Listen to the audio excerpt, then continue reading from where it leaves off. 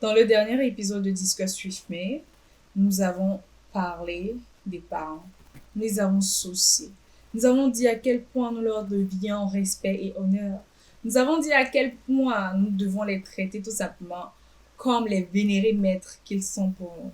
Mais dans cette vidéo, c'est le contraire qui va se passer. Nous allons les critiquer.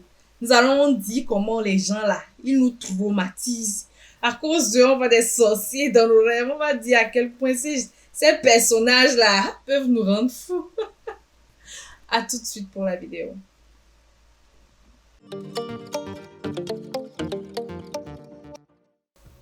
Hey, moi c'est Indou Palo pour tous les nouveaux, les anciens. T'as déjà capté, tu sais qui je suis. On tout simplement dans le vif du sujet. Alors, je disais tout simplement que nos parents sont des êtres à part entière. Aussi vrai qu'ils sont là pour nous, qu'ils font ce qu'ils peuvent pour nous. Ils sont aussi ceux qui nous rendent, je dirais, les plus fous. Je ne sais pas comment le dire, mais prenez-le comme ça. Nos parents ont le don, franchement, de nous rendre fous. Ils ont le don de nous rendre tellement énervés, de la même façon que parfois on les énerve. Eux aussi, parfois, ils nous énervent. Et vous ne savez pas à quel point vous traumatisez vos enfants. Et généralement, c'est par vos paroles, chers parents. Alors, s'il vous plaît, avant de dire certaines choses à vos enfants, s'il vous plaît, à cause de Dieu, remuez votre langue dans la bouche parce que non, c'est trop, franchement, c'est trop. Vous n'avez pas idée à quel point vous traumatisez par vos dires, par vos faits, par votre façon de faire, tout simplement, votre façon d'être. Parfois, vous traumatisez vraiment, vraiment. Il y a eu un problème qui s'est passé comme ça dans ma famille. J'étais allée voir X personnes dans ma famille. Et quand je suis arrivée, la fille qui était auprès de X était en train de partir. Elle faisait ses bagages. Elle m'a dit qu'elle partait, en fait. Je lui ai demandé, mais pourquoi tu pars? C'est quoi le souci? Et c'est là, elle m'a fait savoir que X, ou plutôt Y, ou XY, peu importe. Elle m'a fait savoir que X l'avait tout simplement traité de prostituée parce que elle était sortie un soir après avoir appris qu'un de leurs collègues avait fait un accident et était malade. Donc, ils étaient partis lui rendre visite. Elle est rentrée tardivement. Et quand elle est rentrée, X lui a fait toute une scène en la traitant de prostituée et en lui disant que toutes ses filles s'étaient mariées vierges et qu'aucune n'avait été déviergée avant le moment. Et X s'est même permis d'appeler les parents de la dernière pour leur dire que leur fille était tout simplement mal éduquée, qu'ils avaient raté son éducation parce qu'elle passait son temps à passer de garçon en garçon. Et franchement, vous les parents, oui, parce que oui, c'est la X en question est un parent. Vous n'avez pas idée à quel point vos paroles sont parfois monstrueuses, sont parfois destructrices en fait, pour nous, les enfants, pour nous, que ce soit même nos tantes, nos oncles, peu importe. Vous n'avez pas idée parfois à quel point vos paroles peuvent détruire la vie d'un enfant, tout simplement. Tout simplement. J'ai connu un papa, lui, je ne sais pas si je vais dire que c'est son hobby ou son truc préféré, c'est maudire ses enfants. Lui, comme je vous le dis là, c'est maudire ses enfants. Lui, rien de bon ne sort de sa bouche à propos de ses enfants. Quand il doit dire c'est quelque chose dans le genre, vous allez souffrir. Et la fois où moi j'ai vu ça, j'étais tellement choquée, dépassée. Mais vous ne vous rendez pas compte à quel point vos paroles sont vraiment destructrices.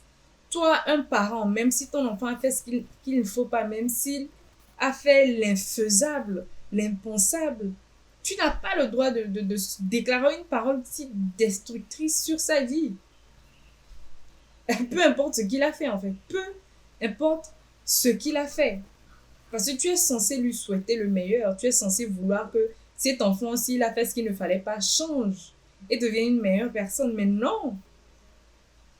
La moindre bêtise, ce père-là, franchement, Je ne sais pas si je sais pas si je dois dire en fait que c'est un langage d'amour, mais lui personnellement, c'est tu vas souffrir, tu vas vendre de l'eau, tu vas devenir prostituée, tu vas vendre les chaussures.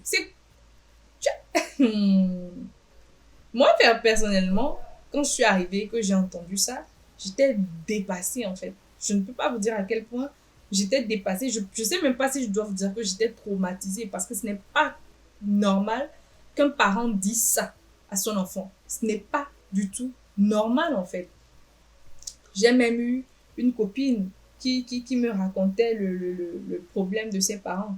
Vous, les parents qui parfois voulez divorcer et vous mettez les enfants au milieu, est-ce que vous avez idée à quel point ça traumatise?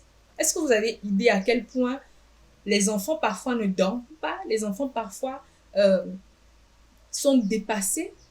Est-ce que vous avez idée tout simplement? Je crois que non. Parce que si vous en avez idée, je crois que vous ne le feriez pas. Parce que c'est pas possible.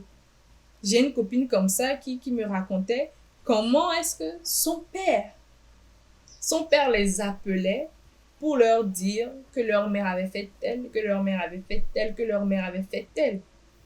Et en fait, je me rends compte que c'est de la pure et simple manipulation. Parce que des choses se passent entre vous, adultes. Vous avez des différends entre vous, adultes. Et tu mets tes enfants au milieu. Tu racontes à tes enfants ce qui se passe entre vous, adultes. Et tu prends le soin de dire que ce que l'autre partenaire fait de mauvais. Tu ne prends pas le temps de dire ce que toi, tu fais. Parce que la vérité, c'est que l'action entraîne la réaction. Tu ne peux pas poser un acte mauvais, t'attendre à ce que la personne en retour pose un acte bon envers toi. Je ne sais pas si vous me comprenez. Tu peux pas faire ça.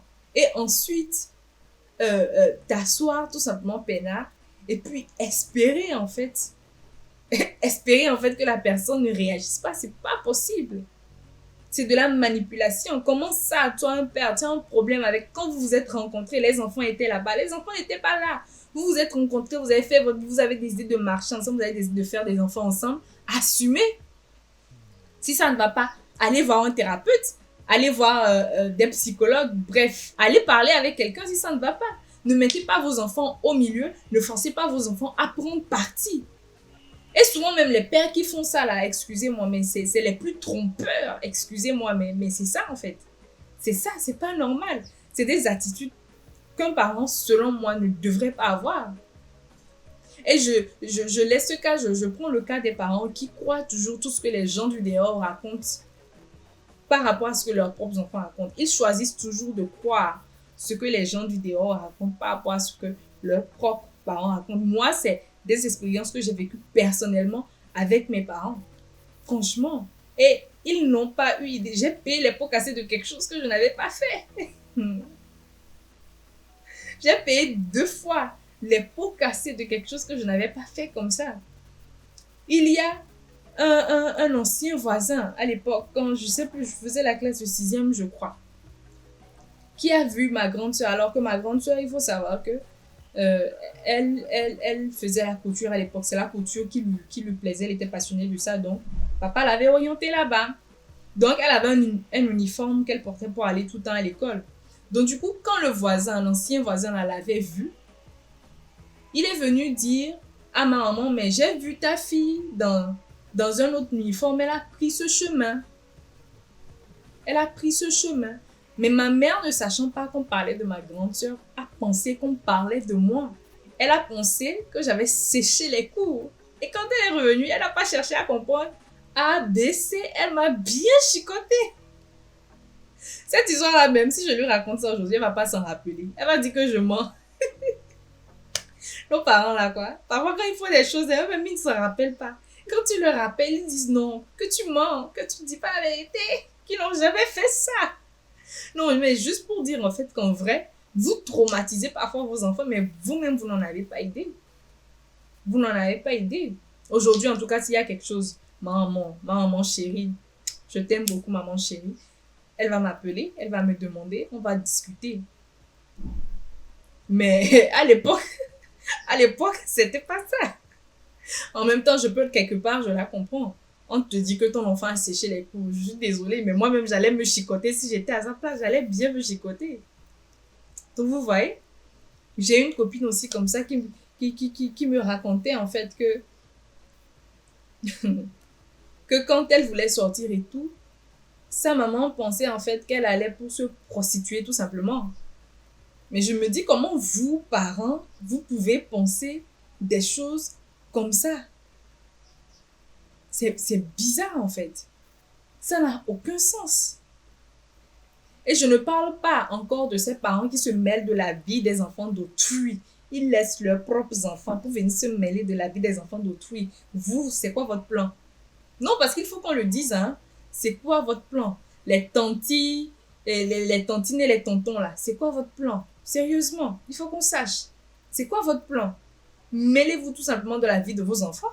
Arrêtez de traumatiser les enfants des autres. Ah merde. Je me rappelle. Ce que je vais dire tout à l'heure, là, prenez-les un peu au second degré. Je me rappelle, il y a une maman. Enfin, il y a une amie à ma maman qui était venue raconter à ma maman comment sa fille était vierge, comment sa fille était telle, et ma maman était tellement contente.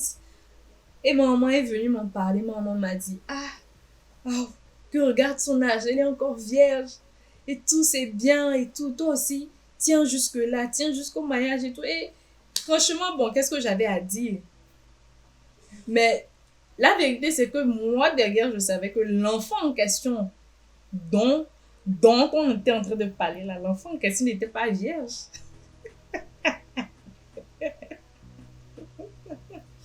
L'enfant en question n'était pas vierge. Je connaissais des réalités derrière. Et un jour, j'étais tellement énervée, excusez-moi vraiment, mais j'ai craché ça à la figure de ma maman parce qu'elle me ramenait ça tout le temps. Je lui dis, mais moi, je suis vierge. Mais l'enfant dont tu viens me parler tout à l'heure, qui t'a menti, elle n'est pas vierge. Sa maman t'a menti. Ou soit celle qui a menti à ta maman. Franchement, il y a de ces parents, hein, comme ça, hein, qui viennent mettre des choses dans la tête de vos parents et vos parents veulent en fait que vous vous conformez à la façon dont les enfants des autres sont. Alors que vous êtes comme vous êtes, ils sont comme ils sont tout simplement. Franchement. Je me rappelle un jour, j'étais en première année, si je ne me trompe pas, et puis il y a un ami qui m'a appelé. Donc je voulais décrocher le téléphone et tout. Et je sais pas pourquoi, je suis juste sortie comme ça de la maison pour aller dehors décrocher. Il n'y avait pas grand chose, hein. C'était juste un ami, il n'y avait pas grand chose. Il n'y avait rien en fait, c'était juste un ami. On papotait bien. Mais imaginez-vous que je suis sortie dehors pour prendre l'appel. L'instant d'après, je n'ai vu que mon père derrière moi me toucher et me dit « Qu'est-ce que tu fais dehors? Qu'est-ce que tu fais dehors? C'est les prostituées qui prennent les appels dehors, rentre à la maison !» Comment vous dire que j'étais dépassée? Je me suis retournée, je l'ai regardé. Je me suis dit dans ma tête, mais tu es sérieux là? Est-ce que tu es en train de me traiter indifférent? Il m'a dit en fait que si un homme passait et me voyait là, que l'homme allait penser que j'étais une prostituée, de rentrer à la maison.